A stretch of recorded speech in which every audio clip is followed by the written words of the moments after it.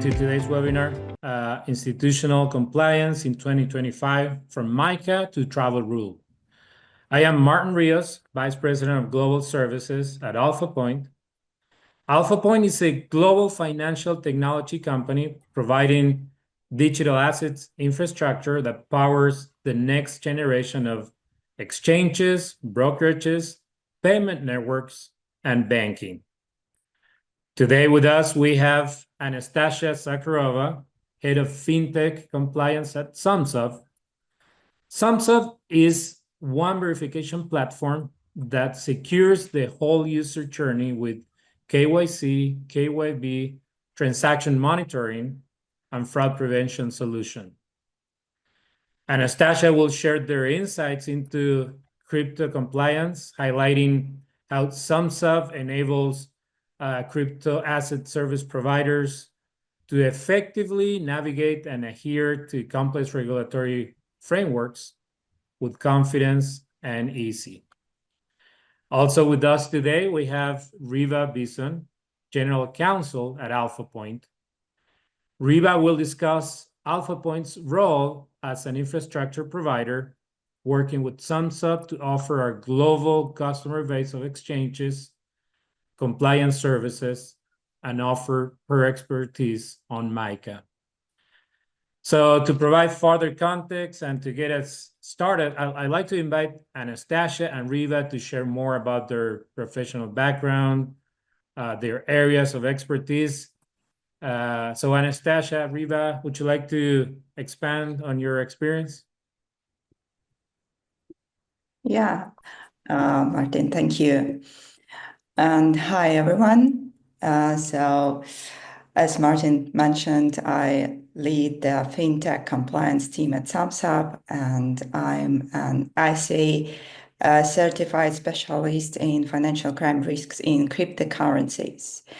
My expertise lies in AML CFT compliance, and fintech and virtual assets regulation. So at Sumsub, I help develop solutions that enable VASPs to meet the regulatory applications, while also guiding clients through the complexities of the evolving compliance landscape. That's great. Thank you very much, Anastasia. Reba? Yes, hello, and thank you all for joining this webinar. I'm the General Counsel of AlphaPoint, and in that role, I cover the whole spectrum of the legal and regulatory framework surrounding the digital asset industry and the ecosystem, and work with our clients and with our third-party service providers and the companies such as Sumsub to integrate best-of-class practices and services into the platform that we build for our customers.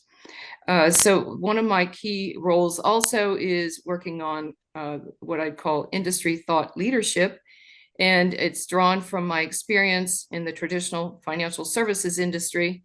I started my career as a tax lawyer, doing Wall Street related products and services and providing advice to clients in that regard, and then extending it into the realm of digital assets. So thank you. Pleasure to be here.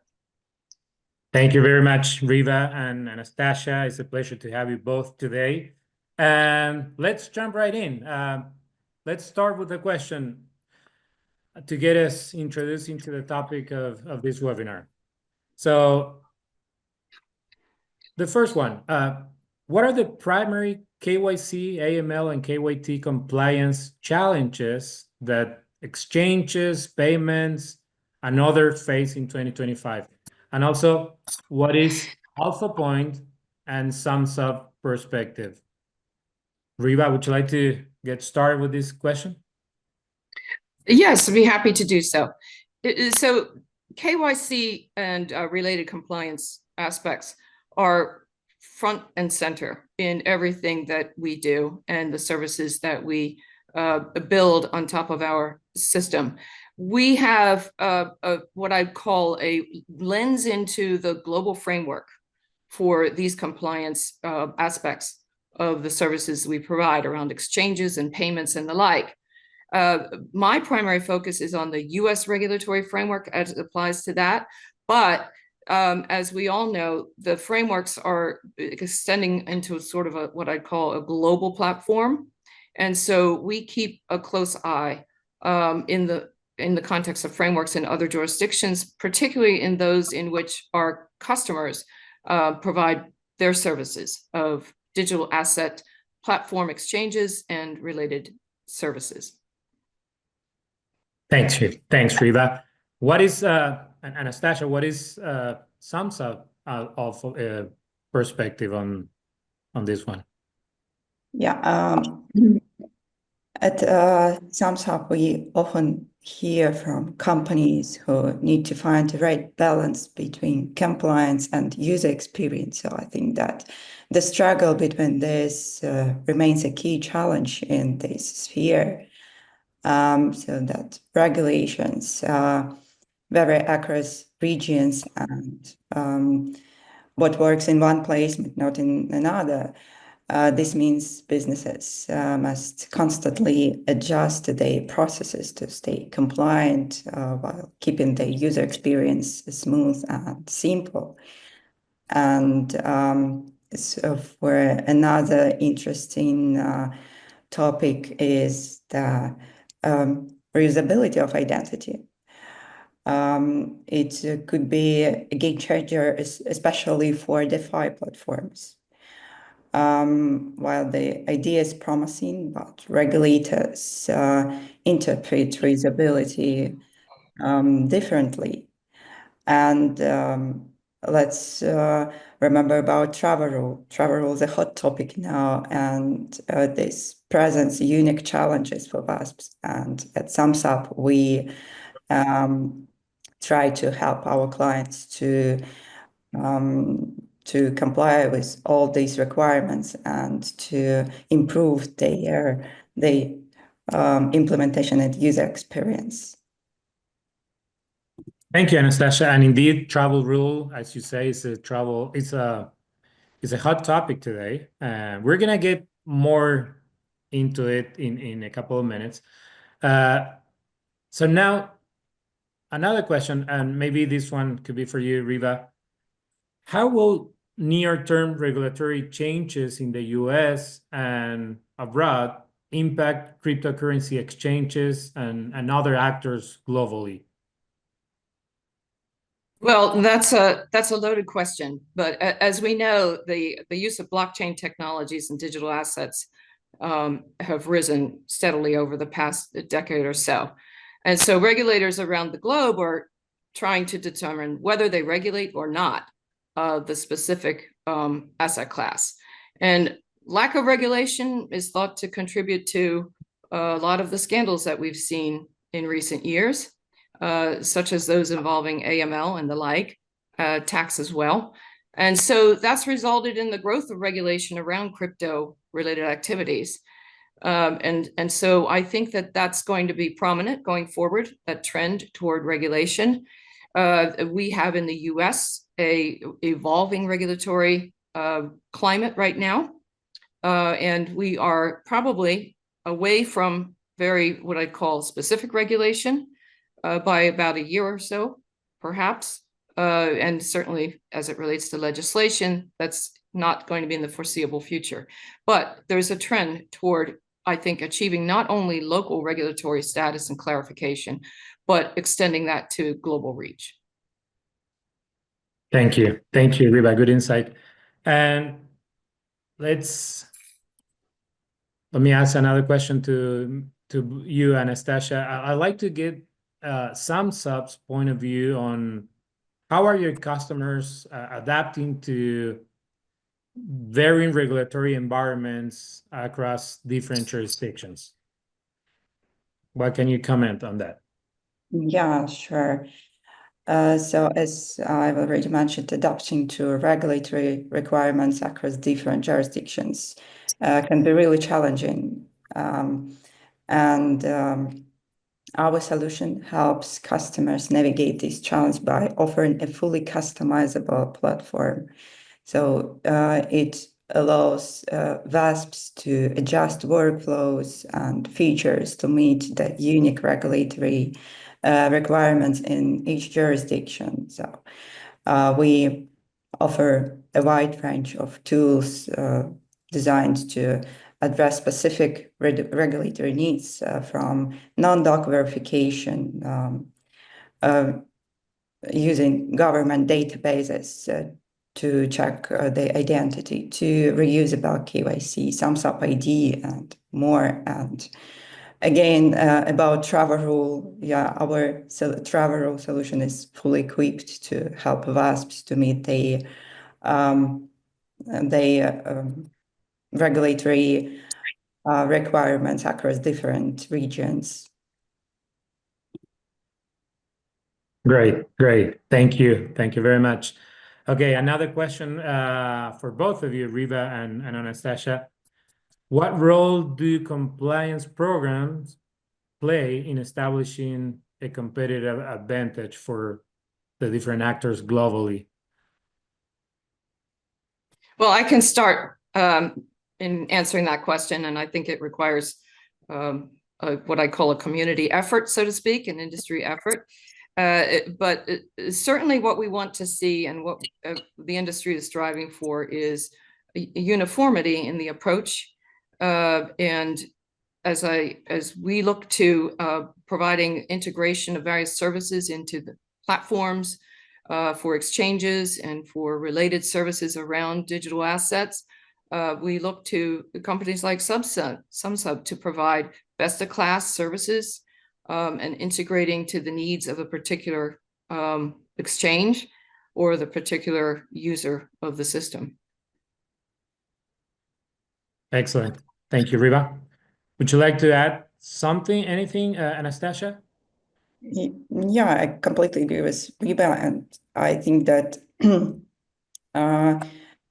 what is important to remember is that compliance is not about avoiding penalties. They're about positioning a company as a responsible, reliable player. So strong compliance program can give business a real competitive advantage on the market. Good. Okay, we're getting some great insights here. So thank you, Anastasia and Reba. We're gonna move on and we're gonna get into a more specific topic now, which is the big topic of this webinar. So we're gonna talk specifically about MiCA. And a question also for both of you. What are the main objectives of the MiCA regulation, and how does it aim to standardize crypto assets regulations across the European Union? Anastasia, would you like to start with this one? Yeah, sure. I think that first of all, let's start by understanding what MiCA is. So MiCA provides a clear and consistent set of rules for crypto companies across the European Union. And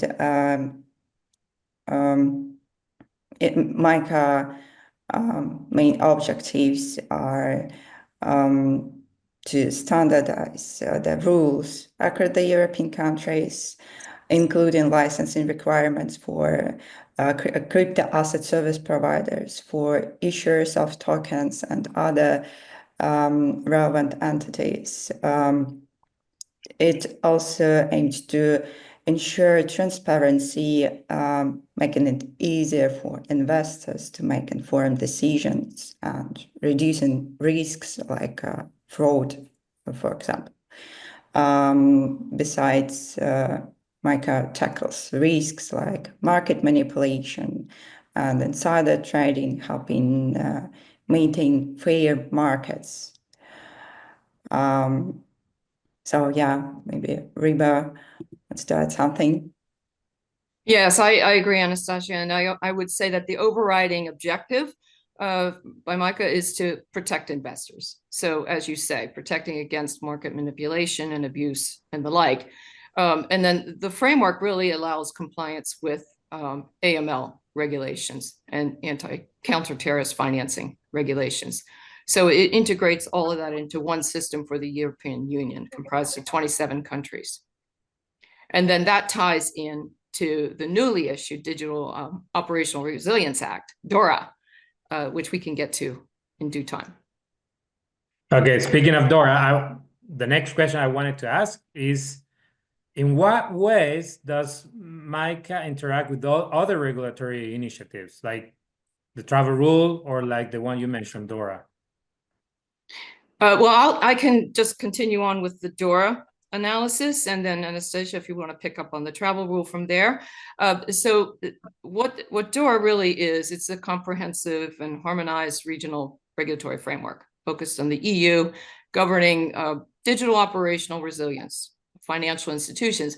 Now, it's broadly applicable not just to financial institutions as we would think, but also crypto firms, service providers, and the like. So investment firms, investment funds, management companies, all are subject to this rule. We can get into more detail if you'd like, but that's the overall framework. Okay, that's good insight. Anything you want to add, Anastasia, on the interactions with other regulatory initiatives? Yeah, as for the travel rule, actually, I face the confusion between these acts, MiCA and transfer of funds regulation, on a daily basis. So I receive a lot of questions about these acts, and it's important to highlight that this is a different act. Transfer of funds regulation, which establishes that travel rule is a part of broader AML CFT requirements. MiCA doesn't prescribe, doesn't contain particular requirements for travel rule. It just refers to broader AML CFT requirements. So MiCA mandate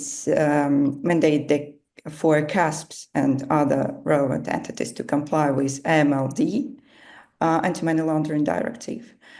But transfer of funds regulation is a part of this AML-CFT efforts. So.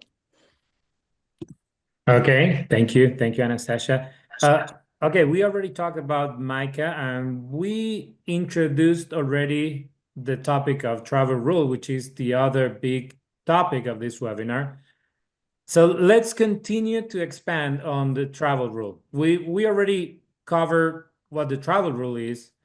So Anastasia, can you tell us a bit more of why it has been extended to cryptocurrency transactions, and what specific information must be collected and transmitted to ensure compliance? Yeah. Let's maybe start with quick dive into the history, because it's important for our topic. The term travel rule, the term itself, and the concept originated in May 1996 in the US. However, it was initially applied to traditional financial institutions. Later in 2012, FATF adopted this concept under Recommendation 16, but known as wire transfers. But again, it's still applied exclusively to financial institutions. And it quickly became clear that virtual assets were deeply integrated into the financial system, presenting the same risk as traditional financial assets. This led to the emergence of such concept as same activity, same risk, same rules. And as a result, in 2019, FATF extended the requirements of Recommendation 16 to cover VASPs. But it's important to note that the term travel rule refers to this recommendation 16, which specifically covers wire transfers, but it applies only in the context of virtual assets transactions. What's important to remember, in addition, that almost each travel rule requirement can have specific variations based on the national regulations. Even the term and definition of a VASP who's obliged to comply with a travel rule can differ depending on the jurisdiction. And as for the data to be transferred under the travel rule, it is also subject to national regulations. Depending on the jurisdiction, the data scope may vary depending on factors such as de minimis threshold, database threshold, whether the transfer is domestic or cross-border. So just several examples. In the EU, the required data set includes for the originator full name, wallet address, and the crypto asset account number for on-chain transactions, or only account number for off-chain transactions. The originator's address, document number, customer identification number, or alternatively, the originator's place and date of birth. And if available, the current legal entity identifier.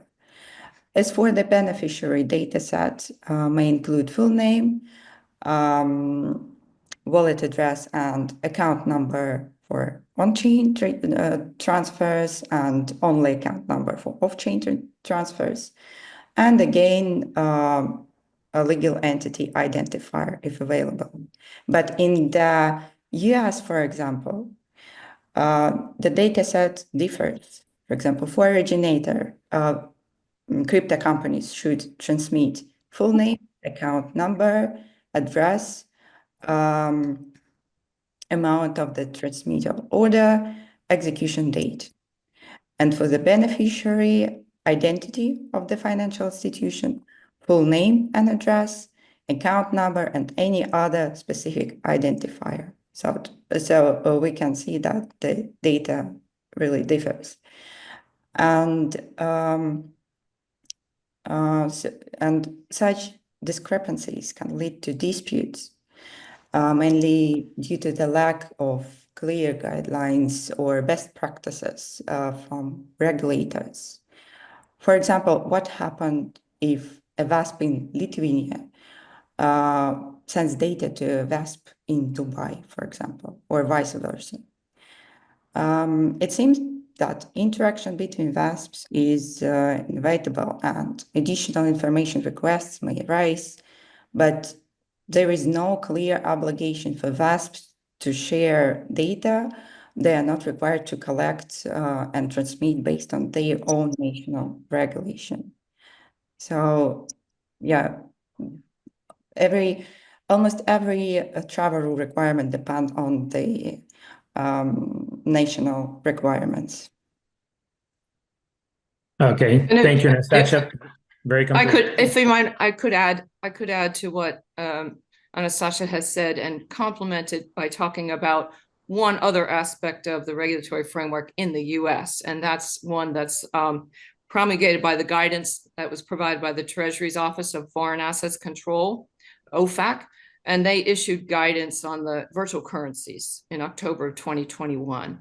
And that guidance is intended to avoid circumvention of the sanctions rules in the US, and all US persons are responsible for complying to make sure that unauthorized transactions aren't slipping through in the crypto ecosystem.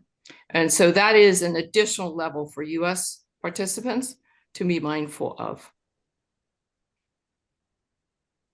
Thank you, Reba and Anastasia. And I think it was very complete. Thank you. Anastasia, what technological solutions are available to facilitate compliance? When we talk about technological solutions, we can break them down into at least two main categories. The first one is solution layer and protocol layer. The solution layer, as a rule, provides a complete set of tools to ensure full compliance. These may include, depending on the travel rule solution provider, data transfer solution for AML checks, for transaction monitoring, VESP attribution, unhosted wallet verification, and so on. They also ensure interoperability. So this is an all-in-one platform for travel rule compliance. And examples of such solutions include Sumsub and Nota Bene.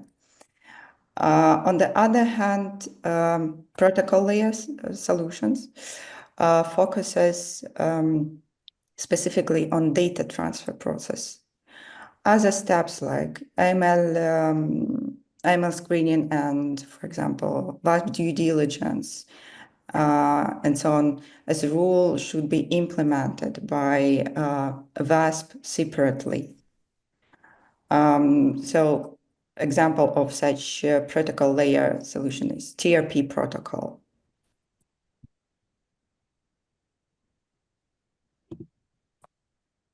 This is a main solutions that exist in the market. Types Great. of. Great. Thank you. Thanks, Anastasia. And I'm gonna, if any of you in the audience want to learn more about what's out there, what Sumsub can provide, I'm gonna share a link quickly. So you are seeing a QR code. You can scan it, and you have resources available of what Sumsub can provide related to the travel rule and what is being discussed. So I'll give you a minute so you can scan the QR code.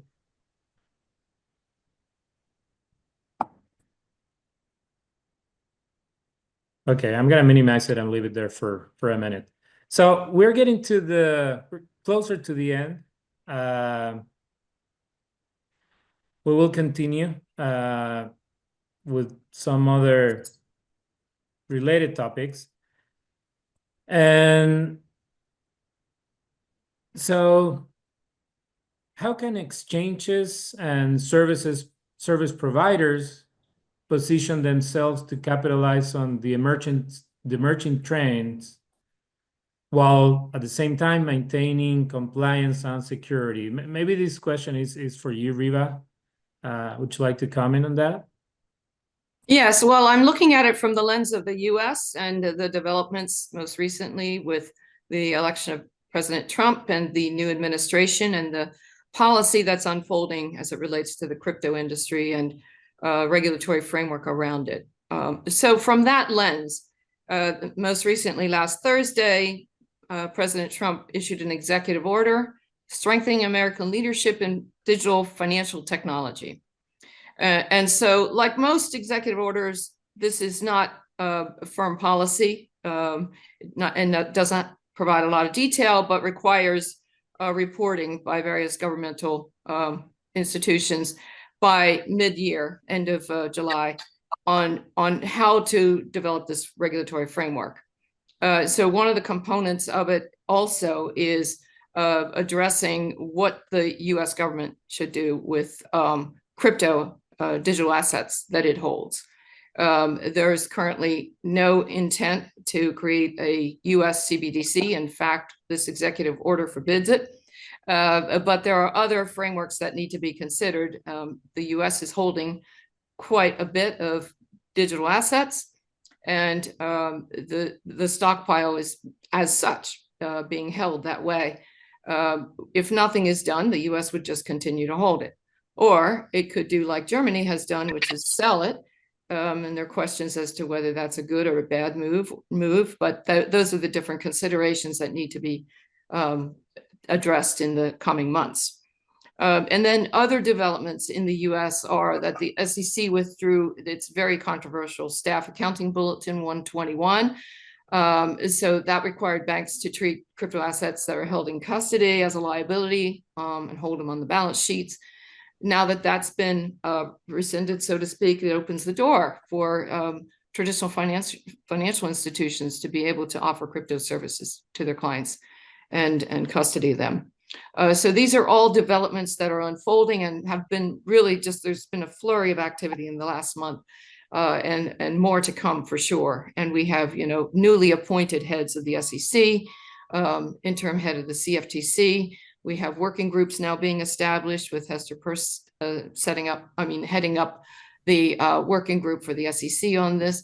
So we will see a lot of developments that then can inform what I think the direction of the market will be in the US, but then also extending to global. Thanks, Reba. And Anastasia, would you like to add any comments? And we're talking about what potential opportunities and challenges arise from increasing convergence of traditional financial institutions and crypto markets. Any comments on this one, Anastasia? Yeah, sure. I think that one of the biggest trend shaping the financial world today is a tokenization. So this shift is bringing traditional finance and the crypto world closer together. And I think that crypto has the power to expand financial inclusion, reaching unbanked and underbanked population with accessible digital services. So tokenization in particular is opening new doors by digitalizing these digital traditional assets, making them more liquid and easier to invest in.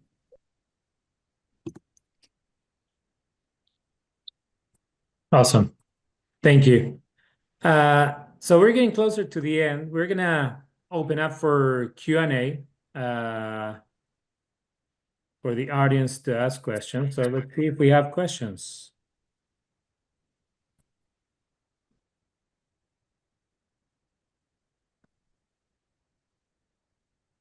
We're gonna allow a moment for questions to arrive.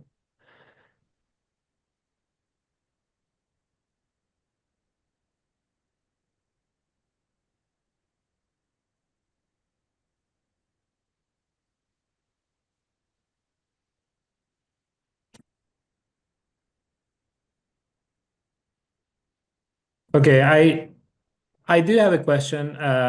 Another question for Reba on the challenges and opportunities that we see from the convergence of traditional institutions into cryptocurrency. Anastasia already commented. We'd like to hear from you also, Reba. Yes, and Anastasia had also specifically commented on tokenization, and I completely concur that that's going to be a very interesting and very favorable development and trend in the coming decades. I would add to that stablecoins also are going to be a huge factor in the growth of the crypto industry as a whole, and combining that with tokenization as well. But then it also provides the on and off ramps to ultimately to fiat currency. The other interesting aspect of stablecoins is there are now lots of new stablecoins being developed, the predominance of which are all backed by US treasuries or US fiat. And so that's one of the main drivers behind the US policy not to issue or create a separate US CBDC. So I think that the different types of ways in which tokenization and stablecoins can be used will really help build out the whole ecosystem and integrate it, enable it to be integrated fully into the traditional financial services ecosystem and the way in which products and services are delivered to what Anastasia so appropriately described as the unbanked and those who have not traditionally been able to access the financial products and services offered by banks heretofore. Great. Thank you, Reba. We are getting to the end of our webinar, so I'd like to give you a moment for any final comments that you would like to add. Anastasia, would you like to go first, and then Reba, any final comments?